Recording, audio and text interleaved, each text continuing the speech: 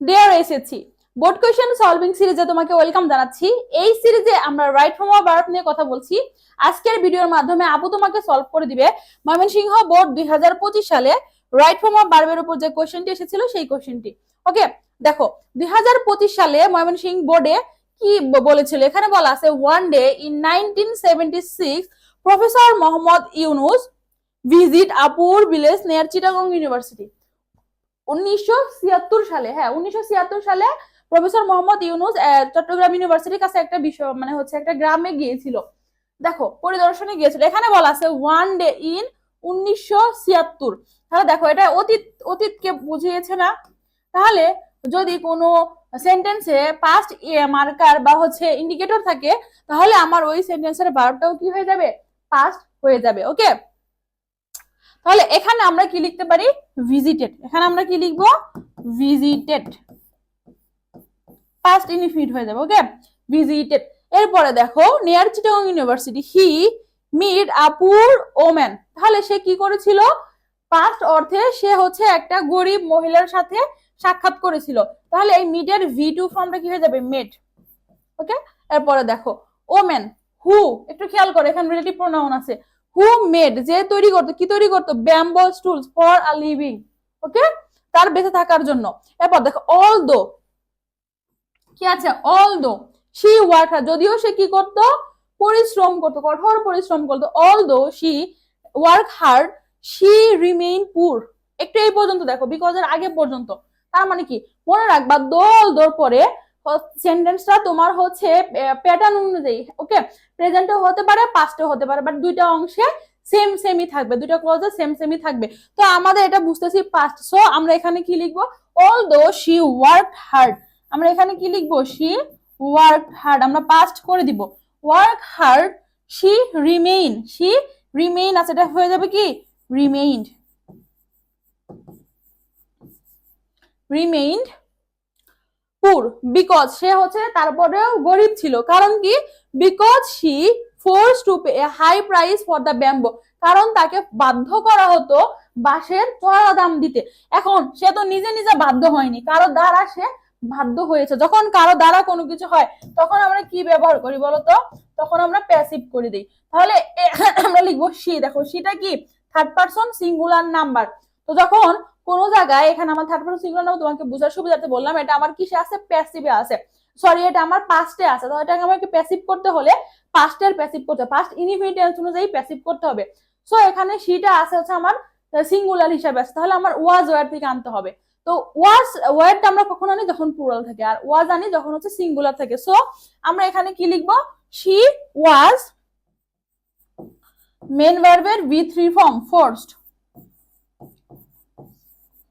ওকে, তাকে বাধ্য করা হতো কিসে, বাঁশের চড়া দাম দিতে। এরপর দেখো she did not have enough মানি, তার কাছে কি ছিল না, পর্যাপ্ত টাকা ছিল না, কিসের জন্য, বাই দা ব্যাম্বো, বাঁশ কেনার জন্য। এখানে উদ্দেশ্য বুঝিয়েছে না, বাঁশ কেনার উদ্দেশ্যে তার কাছে টাকা ছিল। তো এখানে আমরা ইনফিনিটিভ আনতে পারি। ইনফিনিটিভ কি, 2 + V1, 2 + V1, have enough money to buy bamboo and use to. এরপরে দেখো কি বলছে, ইউজ টু। আমরা জানি ইউজ টুর পরে কি হয় বলতো, ইউজ টুর পর হচ্ছে ভার্বের V1 ফর্ম হয়। And use to take loan, use to এখানে আমার টেকটা টেকি থেকে যাবে, use to take loan from the money lenders on an exorbitant interest. Okay, এরপর দেখো কি বলছে, প্রফেসর ইউনুস সে জানতো, কি জানতো, know that he would not simply. তাহলে প্রফেসর ইউনুস জানতো অর্থে আমরা এখানে নোটাকে কি করে দিব, নিউ করে দিব, V2 ফর্মে নিয়ে আসবো, knew. That he would not, আবার দেখো ড্যাড এর পরে হচ্ছে সরি কুড নট বলা আছে, তাহলে আমরা এখানেও V2 ফর্মটা লিখতে পারবো। ওকে, তুমি এভাবেও বুঝতে পারো।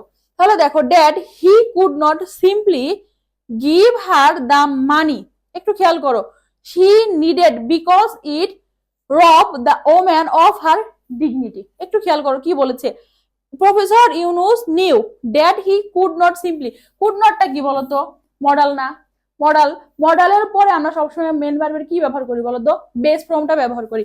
সো আমরা এখানে কি লিখবো, গিভটা আছে না, এখানে আমরা গিভটাই থাকবে, এখানে আমরা কি লিখবো, গিভ। এখানে আমরা গিভ লিখবো, গিভ হার দ্য মানি, কেন, শি নিডেড, তার যা দরকার ছিল, because it rob the woman of her dignity, এটি তার হচ্ছে যে ডিগনিটি বা হচ্ছে দারিদ্রতা ছিল, এটাকে কি করবে, দূর করতে পারে। তাহলে আমরা এখানে লিখবো হচ্ছে উড, আমরা আরেকটা মডেল নিয়ে আসবো, আর মডেলের পর হচ্ছে বেস ফ্রম, বিয়ন্ড ফ্রম, রব হয়ে যাবে। ওকে, এরপর দেখো instead he asks the poor in the village, তাহলে ইনস্টেড হিটাকে প্রফেসর ইউনুসকে বুঝাতে সে জিজ্ঞাসা করেছিল, কখন করেছিল, অতীতে করেছিল। তো আমরা এখানে কি লিখবো, আস্কড, এখানে আমরা আস্কড লিখবো, এটা আমাদের কত নাম্বার, কে, আস্কড। এরপরে দেখো asked the village people in the village, গ্রামের লোকদের বলেছিল হাউ মাচ মানি দে, তাদের কত টাকার দরকার, how much money they need, হ্যাঁ, to start their own business and free themselves from property, তাহলে তাদের কত টাকা প্রয়োজন। হ্যাঁ, তাহলে আমরা এখানে কি আনবো, আরেকটা মডেল নিয়ে আসবো, তাহলে হাউ মাচ দে উড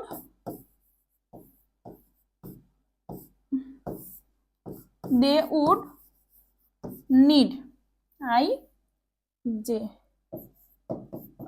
এরপরে দেখো কি বলেছে, to start their own business and free themselves from property, he অতীতে বুঝিয়েছে আবার, he lend the equivalent of about USA 27 from his pocket to 42 women of the village, সে তার পকেট থেকে একটা টাকা বের বা একটা অঙ্কের টাকা বের করে দিল, এটা বুঝিয়েছে। তাহলে দেখো লোন দিয়েছিল, তাহলে লেন্ড ধার দিয়েছিল, তাহলে এটাকে আমাকে কি করতে হবে, বি টু ফ্রম এ নিয়ে আসতে হবে, লেন্ড LENT। ওকে, এরপরে দেখো, সরি এটা যে নাম্বার, এটা ছিল হচ্ছে আমাদের I J K, oh sorry এটা এল, এটা এম। আসো, তাহলে এরপরে দেখো কি বলেছে, লাস্টে আমার বলেছে দা দোজ ওমেন, কোন ওমেন, ওই গ্রামের ওই মহিলারা, those women set up their small business and started, খেয়াল করো এন্ড এর পরে কি আছে, স্টার্টেড আছে, বি টু ফর্ম আছে। আমরা জানি কি এন্ড এর আগে পরে একই ফর্ম বসে, এন্ড এর আগে পরে একই ফর্ম বসে, started to earn money to support there families. তাহলে দেখো এখানে সেট আছে না, এখানে সেটই থাকবে, এখানে লিখে দিচ্ছি। ওকে, ক্লিয়ার? এটা একটু কঠিন, বাট তোমাকে যদি একটু জাস্ট বুঝে বুঝে করতে পারো তোমার কাছে সহজ হয়ে যাবে। আমি মানে আমিও বলছি যে এটা একটু কঠিন, এটা তোমাকে একটু বুঝে বুঝে ঠান্ডা মাথায় সলভ করতে হবে, যদি আবার চলে আসে। ওকে, তো আশা করছি যে তোমাকে আপু খুব ইজিলি বুঝাতে পেরেছি। তোমার সাথে আমার আবার দেখা হবে পরবর্তী ইয়ারের বোর্ড কোশ্চেন সলভিং সিরিজে। ধন্যবাদ সবাইকে।